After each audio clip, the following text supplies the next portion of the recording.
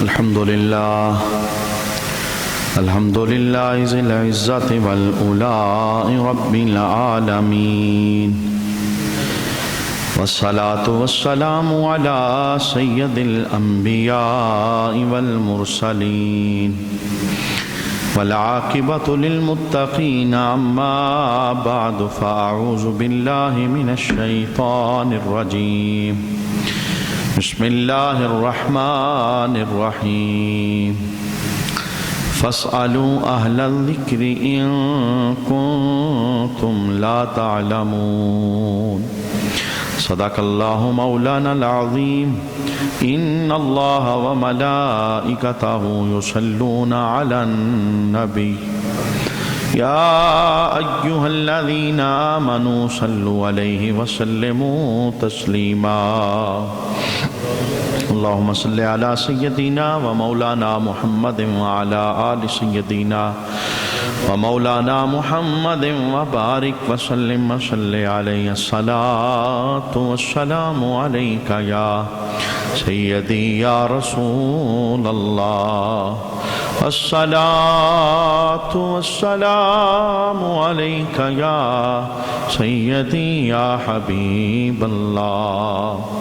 الصلاة والسلام عليك يا سيدي يا شفيع المذنبين، وعلى آلك وأصحابك يا سيدي يا رحمة للعالمين.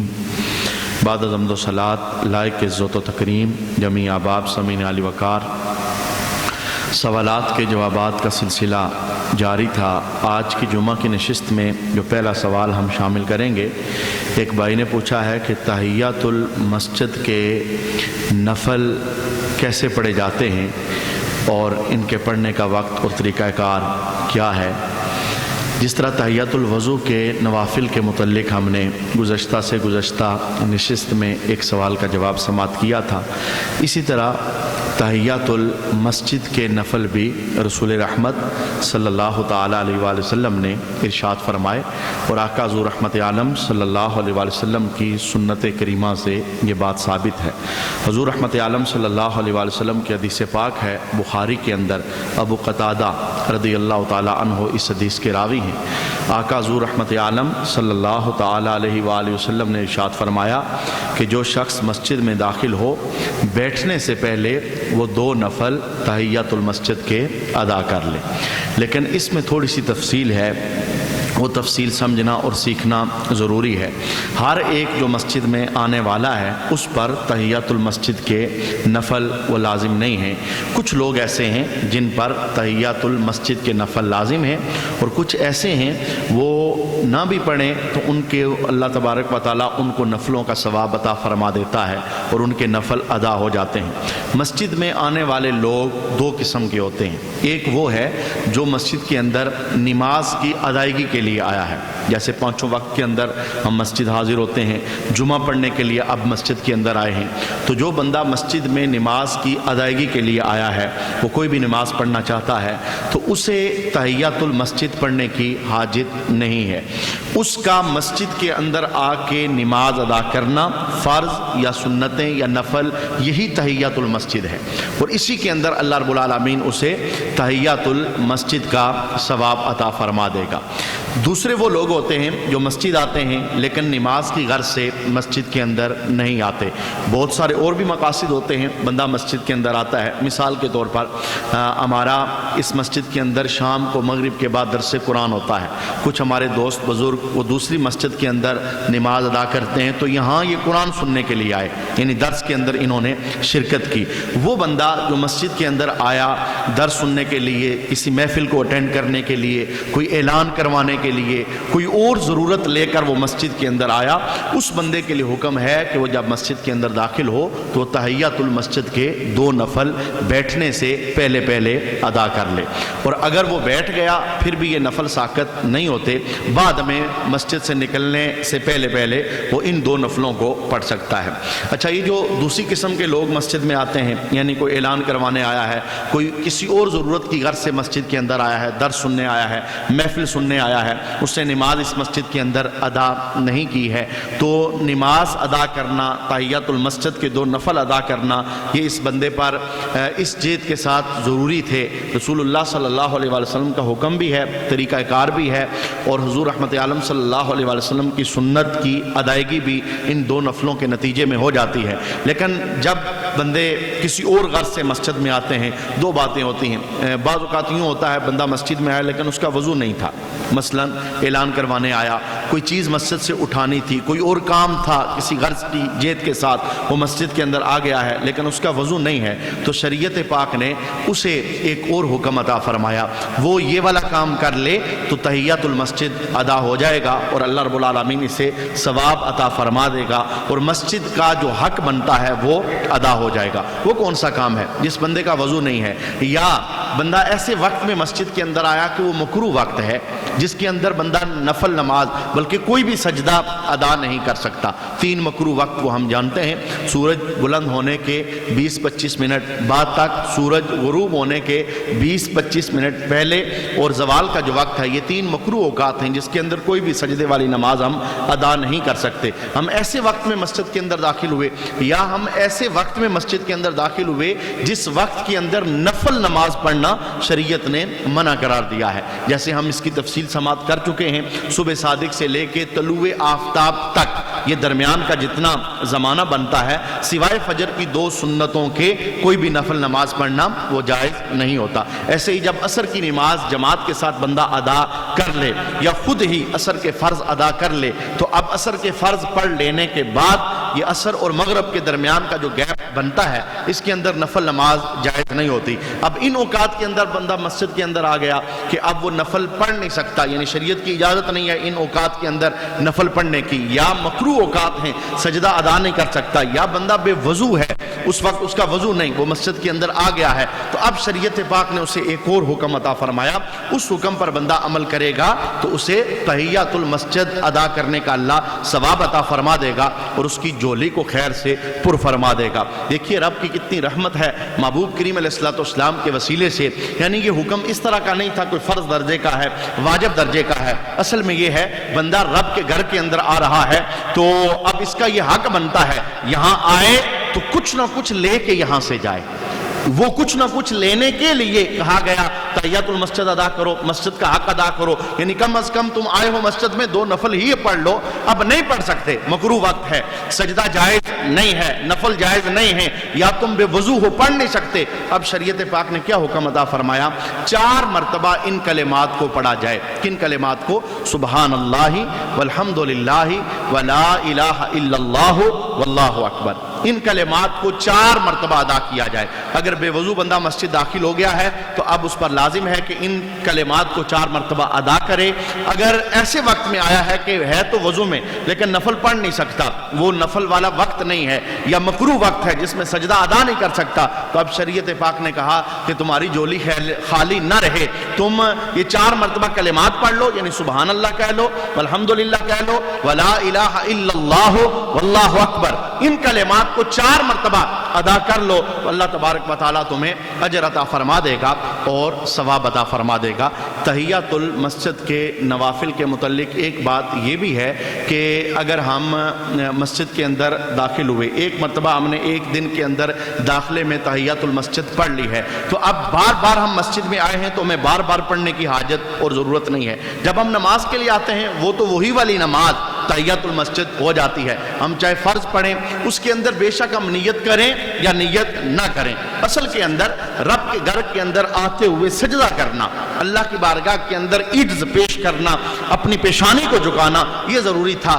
فرض پڑھتے ہوئے سجدہ ادا ہو گیا، سنتیں پڑھتے ہوئے سجدہ ادا ہو گیا، نفل پڑھتے ہوئے سجدہ ادا ہو گیا، یہ بات اس بندے کے لیے ہے اور یہ نفل اس بندے کے لیے ہیں جو نماز پڑھنے نہیں آیا، کسی اور غرض سے وہ مسجد کے اندر داخل ہوا ہے۔ اب اگر وہ ایک مرتبہ ان نفلوں کو پڑھ لے گا تو پورے دن کے اندر ایک مرتبہ ہی مسجد کے اندر ان نفلوں کو پڑھ لیا جائے تو یہ بالکل کافی ہوتے ہیں اور اللہ رب العالمین بندے کو اجر اور ثواب عطا فرما دیتا ہے۔ دوسرا سوال ایک بھائی نے یہ پوچھا ہے کہ تحیات الوضو کے نوافل کا آپ نے طریقہ بتایا تھا لیکن فضیلت نہیں بتائی کہ اس کی فضیلت کیا ہے۔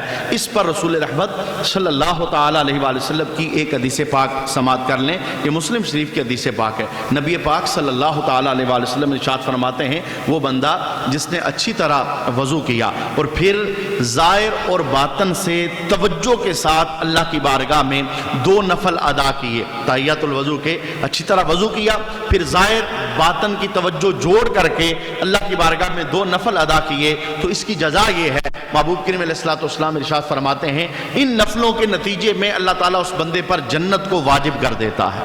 یعنی یہ ہماری شریعت کے اندر چھوٹی چھوٹی باتیں ہیں، اس پر بہت بڑی بڑی کمائیاں ہیں اور بہت بڑے بڑے اجر ہیں، اور شاید یہ صحابہ کی آرزوؤں کا نتیجہ ہے۔ جب وہ گزشتہ امتوں کی قوموں کا تذکرہ سنا کرتے تھے کہ ایک امت گزری ہے اس کی عمر 1000 سال ہے، ایک امت گزری ہے ان کی عمر 900 سال ہے، تو وہ حضور کی بارگاہ میں عرض کرتے تھے یا رسول اللہ صلی اللہ علیہ وآلہ وسلم ہماری تو عمر ہی 60 سال ہیں، 70 سال ہیں، 80 سال ہیں، پھر ان 60 سالوں میں سے بھی 30 سال سوتے ہوئے گزر جاتے ہیں، پھر ان 30 سالوں میں سے 12 سال نابالغی کا زمانہ گزر جاتا ہے، ہمارے پاس تو صرف 18 سال بچتے ہیں، وہ تو کمائیوں میں ہم سے آگے بڑھ گئے۔ تو ان آرزوؤں کے نتیجے کے اندر اللہ کے محبوب کریم علیہ السلام پھر چھوٹے چھوٹے عمل دیا کرتے تھے، عمل تھوڑا کرو گے اللہ تمہیں جزا زیادہ عطا فرما دے گا۔ دیکھیے جمعہ پڑھنے آئے ہیں تو جمعے کو اللہ کے محبوب کریم علیہ السلام نے حج کا درجہ عطا فرما دیا۔ جو غریب بندہ جمعہ کی ادائیگی کے لیے اچھے انداز کے ساتھ مسجد میں داخل ہوتا ہے، اللہ رب العالمین اس بندے کو حج کا ثواب عطا فرما دیتا ہے۔ یعنی کام تھوڑے ہیں، جزائیں اللہ رب العالمین نے بہت زیادہ عطا فرمائی ہیں۔ آج کی نشست کے اندر تیسرا سوال، یہ ایک بزرگ بیٹھے ہیں، انہوں نے گزشتہ جمعے کے اندر پوچھا تھا کہ نماز اشراق اور نماز چاشت اس کا طریقہ کار بتا دیں، رکھتے بتا دیں اور اس کی فضیلت بتا دیں۔ یہ 2 نمازیں ہیں، یعنی یہ 2 قسم کے نفل ہیں جو اللہ کے محبوب کریم علیہ السلام اپنی زندگی کے اندر ادا کیا کرتے تھے اور ان کی بڑی فضیلت ہے۔ اور وہ لوگ جن کی زندگی کے اندر نماز کی پختگی ہے انہیں مذہبی طور پر ترقی کرنی چاہیے۔ یعنی وہ بندہ جو ابھی تک بے نمازی ہے اسے پہلے 5 ٹائم کی نماز جماعت کے ساتھ ادا کرنے کی عادت ڈالنی چاہیے۔ اب جو 5 وقتہ نمازی ہے اور 10 سال ہو گئے وہ نمازی ہی ہے، اسے تھوڑا آگے بڑھنا چاہیے، یعنی تہجد کی عادت ڈالنی چاہیے۔ اب جو تہجد بھی پڑھتا ہے اسے تھوڑا مزید ترقی کرنی چاہیے، یعنی یہ نیکیوں کی جو گراف ہے اسے مزید آگے بڑھانا چاہیے، ایک جگہ رکنا نہ چاہیے بلکہ اس میں ترقی اور ترقی ہونی چاہیے تاکہ ہمارا جو نیکیوں والا اکاؤنٹ ہے وہ مسلسل بڑھتا رہے۔ خاص کر کے میرے بزرگ جنہیں گھر کے اندر کچھ کام نہیں ہوتا، یعنی سوائے ان کے 3-4 ڈیوٹیاں ہوتی ہیں، بچے کو اسکول چھوڑنا ہے، لانا ہے، بچوں کو تھوڑی دیر کے لیے پیار محبت دینی ہے، ان کے ساتھ کھیلنا ہے، بجلی کا بل جمع کرانا ہے، گھر والوں کو سبزی لا کے دینی ہے، یعنی بزرگوں کا جن بزرگوں کا فقط یہی کام ہے انہیں چاہیے کہ اپنی زندگی کے اندر ان معمولات کو داخل کیجئے۔ یہ گھر چل رہا ہے، نظام چل رہا ہے،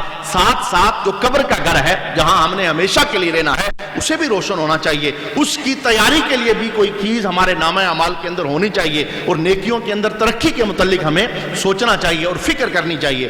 ان بہت سارے اعمال میں سے ایک عمل یہ ہے جو سوال پوچھا گیا، نماز اشراق اور نماز چاشت۔ پہلے نماز اشراق کے متعلق سماعت کریں۔ رسول رحمت صلی اللہ علیہ وآلہ وسلم کے حدیث پاک ترمذی شریف کے اندر موجود ہے، حضرت انس رضی اللہ تعالی عنہ اس حدیث کے راوی ہیں۔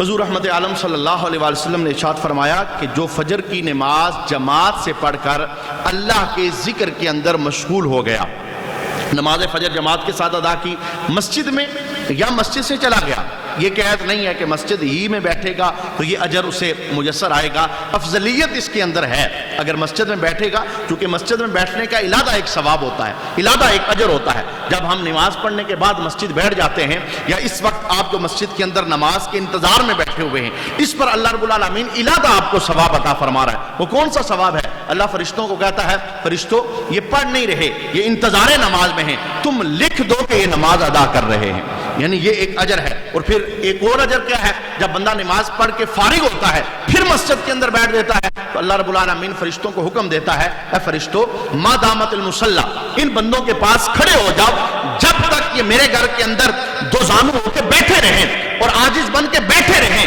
تم ان کی بخشش کی دعائیں مانگتے رہو۔ تو مسجد کی ایک علیحدہ فضیلت ہوتی ہے.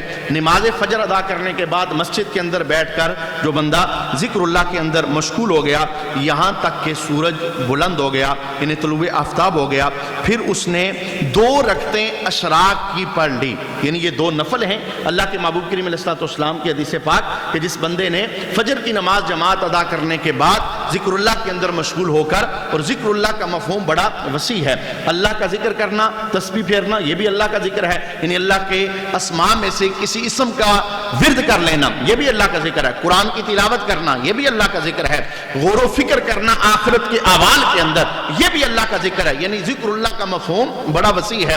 کوئی بھی خیر والا کام کرنا وہ ذکر اللہ کے اندر ہی شمار ہوتا ہے, اور اس کا اللہ رب العالمین ذکر کا بندے کو ثواب عطا فرماتا ہے. تو جس بندے نے یوں کیا, فجر جماعت کے ساتھ ادا کی, پھر ذکر اللہ کے اندر مشغول رہا, پھر 2 رکعتیں اس نے اشراق کی ادا کر لی, اسے ملے گا کیا؟ محبوب کریم علیہ السلام ارشاد فرماتے ہیں اتنی تھوڑی سی محنت پر اللہ رب العالمین اس بندے کو مکمل ایک حج اور مکمل ایک عمرے کا ثواب عطا فرماتا ہے. دیکھیں کتنی بڑی فضیلت ہے, کتنا بڑا اجر ہے. یعنی ہر روز جو بندہ اپنے دن کی ابتدا ایک عمرے کے ساتھ کرتا ہے اور ایک حج کے ساتھ کرتا ہے, اللہ رب العالمین اس کی جولی کو کتنا خیر سے پر فرماتا ہے. نبی پاک صلی اللہ علیہ وآلہ وسلم کی عادت مبارکہ تھی کہ آپ فجر کی نماز کے بعد مسجد کے اندر تشریف فرما ہوتے اور پھر اشراق کی نماز آپ ادا فرمایا کرتے تھے. صحابہ کرام, بزرگان دین, اولیاء اعظام اور علماء اہل سنت سب کا یہ معمول رہا ہے کہ اللہ کا قرب لینے کے لیے, اللہ کے قرب میں کے جلووں میں آباد ہونے کے لیے وہ ان نوافل کو اپنی زندگی کے اندر شامل کیا کرتے تھے. اس کا وقت کون سا ہے؟ حدیث کے اندر وقت خود بخود بیان ہو گیا, یعنی سورج بلند ہونے کے بعد, سورج بلند ہونے کے بعد سے لے کر پھر زوال سے پہلے پہلے کسی وقت بھی انہیں ادا کیا جا سکتا ہے. افضلیت والا وقت ہے سورج بلند ہونے کے 20-25 منٹ بعد, یعنی چونکہ سورج بلند ہونے کے 20-25 منٹ کے اندر اندر کا جو وقت ہوتا ہے وہ مکروہ وقت ہوتا ہے, اس کے اندر کوئی بھی سجدے والی نماز بندہ ادا نہیں کر سکتا. وہ جو ہمارے پاس کیلنڈر ہیں ان کے اندر جو نماز کی ادائیگی کا سورج بلند ہونے کے بعد وقت لکھا ہوتا ہے اس وقت سے نماز اشراق کا وقت شروع ہوتا ہے. اس کی رکعتیں کتنی ہیں؟ 2 رکعتیں شریعت نے بیان فرمائی ہیں, اور اس کا اجر اللہ کے محبوب کریم علیہ السلام نے انہیں بیان فرمایا کہ ایک حج اور ایک عمرے کا اللہ رب العالمین بندے کو ثواب عطا فرماتا ہے. یہ نماز تھی نماز اشراق. نماز اشراق کے بعد ایک نماز ہے نماز چاشت. اس کی رکعتوں کے متعلق پہلے سماعت کر لیں. نماز چاشت کی رکعتیں کم از کم 2 ہیں اور زیادہ سے زیادہ 12 ہیں. افضلیت جو حدیث پاک کے اندر بیان ہوئی وہ 12 رکعتوں کی ہے, لیکن محبوب کریم علیہ السلام نے 2 رکعتوں کی فضیلت بھی بیان فرمائی, 4 کی فضیلت بھی بیان فرمائی, 6 کی فضیلت بھی بیان فرمائی, 8 کی فضیلت بھی بیان فرمائی, اور پھر 12 کی فضیلت بھی اللہ کے محبوب کریم علیہ السلام نے بیان فرمائی. عام طور پر معمول یہ ہوتا ہے کہ جب سورج, چونکہ اس نماز کا وقت یعنی نماز چاشت اس کا وقت بھی سورج بلند ہونے سے لے کر, یعنی بعد میں 20 منٹ وقفہ کر کے بلند ہونے سے لے کے زوال تک, یہ درمیان کا جتنا گیپ بنتا ہے کسی وقت بھی یہ نماز ادا کی جا سکتی ہے. تو عام طور پر یہی ہوتا ہے جب سورج بلند ہو جاتا ہے 20-25 منٹ کے وقفے کے بعد 2 رکعت اشراق پڑھی جاتی ہے اور 2 رکعت چاشت پڑھی جاتی ہے. پھر اگر بندے کے پاس وقت کی وسعت ہو یا زیادہ بندہ اجر لینا چاہے تو وہ چاشت کی رکعتوں کو بڑھا سکتا ہے, 4 پڑھ سکتا ہے, 6 پڑھ سکتا ہے, 8 پڑھ سکتا ہے, 10 اور 12 پڑھ سکتا ہے. لیکن یہ معمول اپنی زندگی کے اندر رکھیے, کوئی بھی کام کیجئے تو اس کے اندر دوام لانے کی کوشش کیجئے. ایسا نہیں کہ آج آپ نے چاشت کی 12 رکعتیں ادا کی ہیں تو کل آپ نے 10 پڑھ لی ہیں, پھر پرسوں آپ نے 8 پڑھ لی ہیں, پھر اگلے دن آپ نے 6 پڑھ لی, اور پھر اگلا دن آیا تو آپ نے بالکل پڑھی ہی نہیں. محبوب کریم علیہ السلام اس عمل کو پسند فرمایا کرتے تھے, عمل تھوڑا ہو لیکن پابندی کے ساتھ ہو, اس کے اندر دوام ہوتا رہے, ڈیلی اللہ کی بارگاہ کے اندر بندے کی حاضری پیش ہوتی رہے. تو 2 رکعتیں ادا کر لیں, چاشت کی 2 رکعتیں ادا کر لیں, لیکن معمول کے اندر اس بات کو لائیے, پابندی کے ساتھ اسے ادا کیجئے. اب آئیے, اس کا وقت بھی ہم نے سماعت کر لیا, اس کی رکعتیں ان کی تعداد بھی ہم نے سماعت کر لی. کم از کم 2, زیادہ سے زیادہ 12, جتنی بھی ادا کرنا چاہے بندہ, اللہ رب العالمین علیحدہ بندے کو اجر عطا فرماتا ہے. اس کی مختلف رکعتوں کی جو تعداد ہے محبوب کریم علیہ السلام نے اس کی مختلف فضیلتوں کو بیان فرمایا ہے. پہلے 2 رکعت نماز چاشت جو لوگ ادا کرتے ہیں ان کے لیے حضور رحمت عالم صلی اللہ علیہ وسلم نے جو فضیلت بیان فرمائی اس فضیلت کو سماعت کریں. بہت خوبصورت حدیث پاک, اور اس کے اندر اللہ رب العالمین نے اپنے ایک فضل کا بھی اظہار فرمایا ہے. اس اظہار کو بھی دیکھنے کی کوشش کیجئے۔ آقا حضور رحمت عالم صلی اللہ علیہ وسلم کی حدیث پاک مسلم شریف کے اندر موجود ہے۔ حضور رحمت عالم صلی اللہ تعالی علیہ وسلم ارشاد فرماتے ہیں کہ آدمی پر اس کے ہر جوڑ کے بدلے پر صدقہ کرنا لازم ہے۔ انسان کے جسم کے اندر 360 جوڑ بنتے ہیں، 360 جوڑ، یہ اللہ کی بہت بڑی نعمت ہے۔ دیکھیے انگلی کے اندر جوڑ ہے تو یہ حرکت کر سکتی ہے، ہاتھوں میں جوڑ ہیں تو یہ کسی چیز کو پکڑ سکتے ہیں، اگر جوڑ نہ ہوتے، بالکل سٹریٹ ہوتے، سیدھے ہوتے تو کوئی چیز پکڑ نہ سکتے۔ ہمارے ان کندھوں کے اندر، ہماری گردن، اس کے اندر جوڑ ہے، ادھر بھی چلی جاتی ہے، ادھر بھی چلی جاتی ہے، اوپر بھی دیکھ لیتی ہے، اور اگر بالکل سٹریٹ ہوتی نامیدہ دے سکتے نا، یعنی یہ کتنی بڑی اللہ کی نعمت ہے، ہم اس کو احساس کے اندر نہیں لا سکتے۔ یہ ہماری باڈی کے اندر جو جوڑ ہیں، جو ہم سجدے کے لیے جھک جاتے ہیں، رکوع کے لیے جھک جاتے ہیں، نیچے ہو جاتے ہیں، اوپر ہو جاتے ہیں، دائیں بائیں، یہ اللہ رب العالمین کی بہت بڑی نعمت ہے۔ اور اس ساری نعمت کا اظہار کیا ہے؟ رب کائنات نے ہماری باڈی کے اندر، جسم کے اندر 360 جوڑ پیدا کیے ہیں۔ رسول اللہ صلی اللہ علیہ وسلم ارشاد فرماتے ہیں ہر جوڑ کے بدلے صدقہ ہے۔ جو اللہ نے تمہیں جوڑ عطا کیا ہے کہ اس کی بہت بڑی نعمت ہے، ہر جوڑ کے بدلے صدقہ ہے۔ پھر محبوب کریم علیہ السلام نے صدقے کا مفہوم بیان فرمایا۔ حضور رحمت عالم صلی اللہ علیہ وسلم ارشاد فرمانے لگے ہر تسبیح صدقہ ہے۔ یعنی کون سی تسبیح؟ جب تم کہتے ہو نا سبحان اللہ، یہ بھی صدقہ ہے۔ ہمارے ہاں صدقے کا مفہوم ایک ہی ہے، بکرا ہو، کالے رنگ کا ہو، اسے ذبح کیا جائے، یہی صدقہ ہوتا ہے، لیکن صدقے کا مفہوم بہت زیادہ وسیع ہے۔ اللہ کے محبوب کریم علیہ السلام فرماتے ہیں ہر تسبیح یہ صدقہ ہے، ہر حمد یہ صدقہ ہے۔ جیسے ہم کہتے ہیں الحمدللہ، یہ بھی ایک صدقہ ہے، لا الہ الا اللہ، یہ بھی ایک صدقہ ہے، اللہ اکبر، یہ بھی ایک صدقہ ہے۔ محبوب کریم علیہ السلام فرماتے ہیں کسی کو نیکی کا حکم دے دینا، جب ہم دکان سے اٹھے مسجد نماز پڑھنے کے لیے، ساتھ والے کو یہ کہہ دیا بھائی آئیں نماز کے لیے، میں جا رہا ہوں، دکان بند کریں، اتنی بات کہہ دینا، اللہ رب العالمین صدقے کا ثواب عطا فرماتا ہے۔ بری بات سے منع کرنا، بیٹا بے نمازی ہے، بیٹے کی عادت کے اندر یہ بات شامل نہیں ہے کہ صبح اٹھ کے قرآن پڑھے، اب اسے روکنا، منع کرنا، تمہاری عادت ٹھیک نہیں ہے، برائی سے اسے روک دینا، نمازی بنا دینا، قرآن کے سامنے بٹھا دینا، اتنی بات جو باپ نے بولی ہے، ایک تو فرض بھی ادا ہوا ہے، دوسرا اللہ رب العالمین نے باپ کو صدقے کا ثواب بھی عطا فرمایا۔ یعنی اتنا سارا کچھ بیان کرنے کے بعد محبوب کریم علیہ السلام ارشاد فرماتے ہیں یہ سب کچھ صدقہ ہے، لیکن ان سب کی طرف سے یہ جو ہمارے جسم کے اندر 360 جوڑ بنتے ہیں، فرمایا ان سب کی طرف سے اگر تم 2 رکعتیں چاشت کی ادا کر لو تو یہ سب کے سب جوڑوں کا صدقہ اللہ کی بارگاہ میں ادا ہو جاتا ہے۔ یعنی یہ کتنی بڑی فضیلت ہے۔ ہمارا جسم اللہ رب العالمین کی بہت بڑی نعمت ہے۔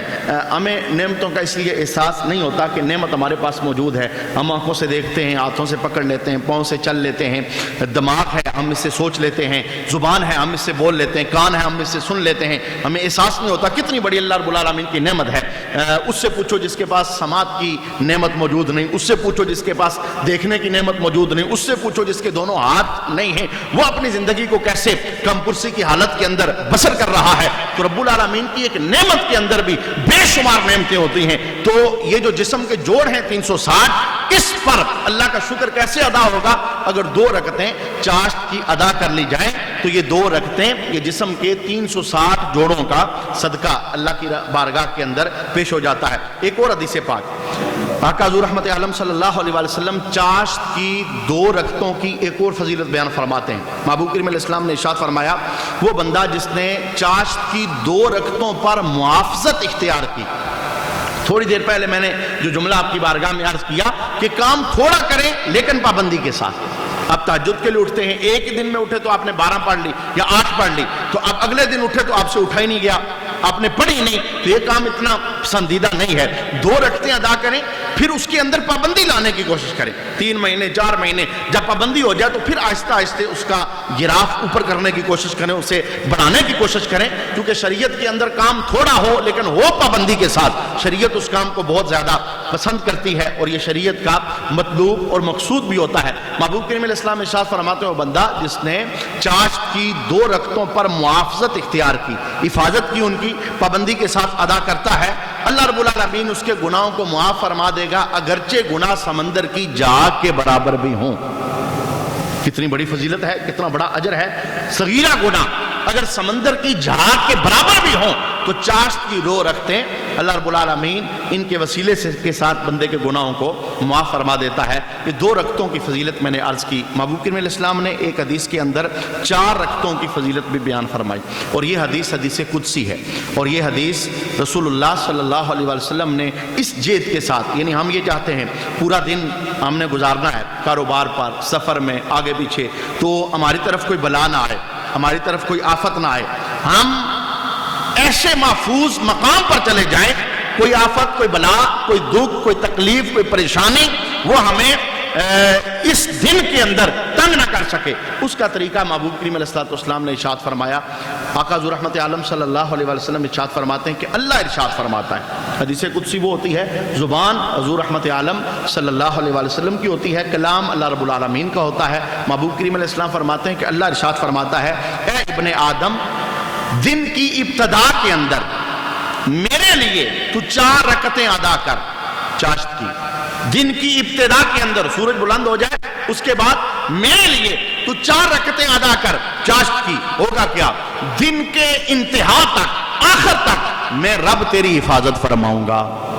یعنی اللہ رب العالمین اپنے ذمے میں بندے کو لے رہا ہے، اپنی حفاظت میں بندے کو لے رہا ہے۔ ایک گارڈ بندے کے ساتھ ہو تو بندہ پھولا نہیں سماتا، مجھے کوئی دشمن تنگ نہیں کر سکے گا کیونکہ میرے ساتھ محافظ موجود ہے۔ لیکن یہ عارضی محافظ ہے، وہ محافظ جس سے بڑھ کر کوئی حفاظت نہیں کر سکتا، وہ خود کہہ رہا ہے میری حفاظت کے گلے میں آنا چاہتے ہو، میری کفایت میں آنا چاہتے ہو کہ تم سے پریشانیاں آفتیں دور ہو جائیں اور کوئی تمہیں گرا نہ سکے، تو اپنے دن کی ابتدا کے اندر 4 رکعتیں چاشت کی ادا کر لو۔ 4 تم پڑھو گے، پورا دن میں رب تمہاری حفاظت فرماؤں گا۔ یعنی یہ چاشت کی 4 رکعتوں کی فضیلت اس حدیث پاک کے اندر رسول اللہ صلی اللہ علیہ وسلم نے ارشاد فرمائی۔ اور ایک حدیث کے اندر 12 رکعتوں کی فضیلت بھی حضور رحمت عالم صلی اللہ علیہ وسلم نے ارشاد فرمائی کہ وہ بندہ جس نے چاشت کے 12 نفل ادا کیے، اللہ رب العالمین بدلے کے اندر اس کے لیے جنت میں ایک سونے کا محل بنائے گا۔ یعنی یہ چاشت کی 12 رکعتوں کی فضیلت ہے۔ لیکن اس حدیث کے آخر کے اندر رسول اللہ صلی اللہ علیہ وسلم نے ایک اور بات بھی ارشاد فرمائی، بہت قابل غور ہے۔ یعنی ہر ایک نماز تہجد نہیں پڑھ سکتا، ہر ایک صبح شام قرآن کی تلاوت نہیں کر سکتا، ہر ایک اشراق اور چاشت نہیں پڑھ سکتا، ہر ایک اوابین کے نفل نہیں پڑھ سکتا، ہر ایک تحیۃ الوضو اور تحیۃ المسجد نہیں ادا کر سکتا۔ یہ ساری ایکسٹرا چیزیں ہیں۔ ایکسٹرا سے مراد یہ کہ یہ چیزیں جب ہم نہیں کریں گے تو کل قیامت کے دن ہمیں یہ نہیں پوچھا جائے گا بھئی تم نے کیوں نہیں کیا، لیکن یہ جب کریں گے تو اللہ ہمیں اپنا قرب عطا فرمائے گا، نامہ اعمال نیکیوں سے بڑھتا چلا جائے گا۔ ہمارا جو اکاؤنٹ ہے جس سے قبر میں ہمیں کام آنا ہے تو وہ اکاؤنٹ نیکیوں سے بڑھتا رہے گا۔ لیکن رسول اللہ صلی اللہ علیہ وسلم نے جو بات ارشاد فرمائی وہ کیا ہے؟ حضور فرمانے لگے کہ کوئی دن اور رات ایسا نہیں جس میں اللہ تعالیٰ بندوں پر صدقہ اور احسان نہ کرے۔ یعنی اللہ ہر دن اور ہر رات میں بندوں پر صدقہ اور احسان کرتا ہے۔ ہمیں محسوس نہیں ہو سکتا، ہمیں سمجھ نہیں آ سکتی، ہماری عقل کی وہاں پر رسائی نہیں ہو سکتی۔ بہت سارے صدقات، بہت سارے احسانات رب کی طرف سے ہم پر ہوتے ہیں۔ لیکن یہ جملہ ارشاد فرمانے کے بعد رسول اللہ صلی اللہ علیہ وسلم ارشاد فرماتے ہیں اس سے بڑھ کر کسی بندے پر اللہ نے احسان نہیں کیا جسے اللہ نے اپنا ذکر کرنے کی توفیق عطا فرما دی ہے۔ یعنی رب کا سب سے بڑا احسان بندوں پر یہ ہوتا ہے کہ اللہ رب العالمین بندے کو توفیق عطا فرما ہوتی ہے۔ اصل یہ ساری اللہ کی توفیق سے ہے۔ جب اللہ رب العالمین توفیق عطا فرماتا ہے، شیخ سعدی شیرازی رحمۃ اللہ تعالی علیہ جب آپ مسجد سے نکلے تھے تو آپ کے پاؤں کے اندر جوتا نہیں تھا، تو آپ کی زبان پر حرف شکایت آ گیا کہ اللہ میں نمازی ہوں، تیرے ساتھ جڑا ہوا ہوں، تیرے قرب میں رہتا ہوں، میرے پاؤں کے اندر جوتا نہیں ہے، اتنی غربت ہے اور اتنی کم کرسی ہے۔ اتنا جملہ شکایت کا آپ کی زبان پر آیا تو سامنے ایک بندہ آپ کو نظر آیا کہ جس کے دونوں پاؤں نہیں تھے۔ اب فوراً سجدے کے اندر گر گئے اور اس موقع پر آپ نے جو عاجزی کے ساتھ جملہ بولا، اے اللہ میں بھول گیا تھا کہ میں نمازی ہوں، میں تہجد گزار ہوں، میں اشراق پڑھنے والا ہوں، میں چاشت پڑھنے والا ہوں، میں صبح و شام قرآن پڑھنے والا ہوں، اللہ میں بھول گیا تھا، میں کب اٹھ سکتا تھا اگر تو مجھے اٹھنے کی توفیق نہ عطا فرماتا۔ یہ تیرا کرم تھا۔ بھئی ظاہر ہے بندہ جب بیمار پڑا ہو اب وہ تہجد کے لیے کیسے اٹھے گا؟ اس صحت کا ہونا، پھر توفیق کا ہونا کہ رات کا کلیجہ چیر کر کے بندہ مصلی پر کھڑا ہے، رب سے رالوں نے آج کی باتیں کر رہا ہے، یہ بندے کا اپنا کرم نہیں ہے، یہ محبوب کریم علیہ السلام کی نگاہ کرم ہے، اور رب العالمین کی خاص توفیق ہے بندے کے نام، اور اللہ کا خاص فضل اور صدقہ ہے بندے کے نام۔ تو محبوب کریم علیہ السلام فرماتے ہیں کہ ہر دن اور رات کے اندر اللہ اپنے بندوں پر صدقہ اور احسان کرتا ہے۔ سب سے بڑھ کر صدقہ رب کا یہ ہوتا ہے کہ جب وہ کسی کو ذکر اپنا الہام کر دے،